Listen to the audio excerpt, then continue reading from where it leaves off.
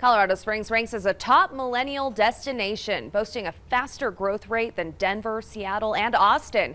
The city also offers a strong economy and booming housing market, all great aspects for young people looking to launch their career. But as that population thrives, we look toward our seniors, who we see beginning to struggle. Inside Sam Kramer spent some time with seniors to hear their story and find out what's being done to help them. Sam.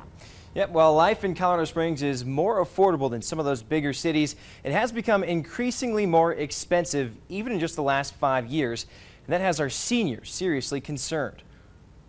I don't see a very good future for all of us. After a career in child services, Joyce Manning moved to Colorado Springs from California, getting her closer to family and for a better price. I realize I have it better here than I would have if I stayed there. Still, she's seeing her savings dwindle.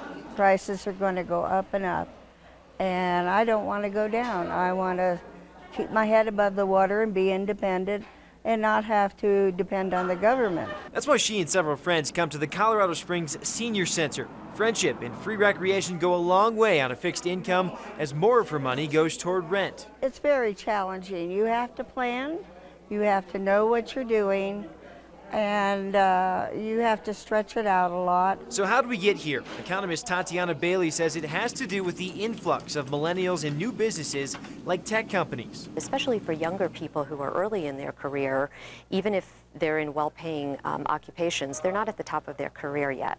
So they're looking for a place that's affordable, where they can have a good quality of life. And, you know, we sort of have that secret sauce right now. A winning formula used by a plethora of businesses like Altea to recruit young employees. A lot of it is because they're not limited, right? So they don't have this model of the world that is more broadly, you know, that's the way things always were, and that's the way we're gonna do it. It's great news for current employees, but this influx is also a contributing factor in driving costs up across the board.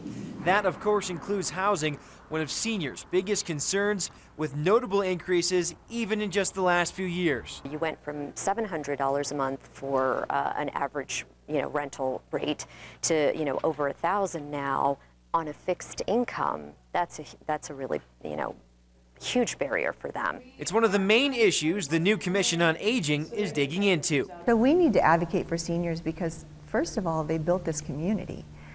They've been here forever, and they are aging right next door to us. Right now, the Commission is still deciding what issues to focus on first, like affordable housing, but also public transportation and access to green space. A solid start, say local seniors, in hope of a better future. They need to come in here and to other places where seniors are. I don't want to see them sitting around a boardroom yapping about what do seniors need. They need to be out here asking us what we need, because we know.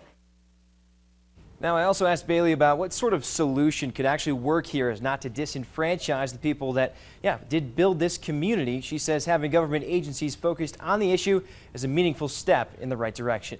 Always watching out for you, Colorado Springs. Sam Kramer, News 5.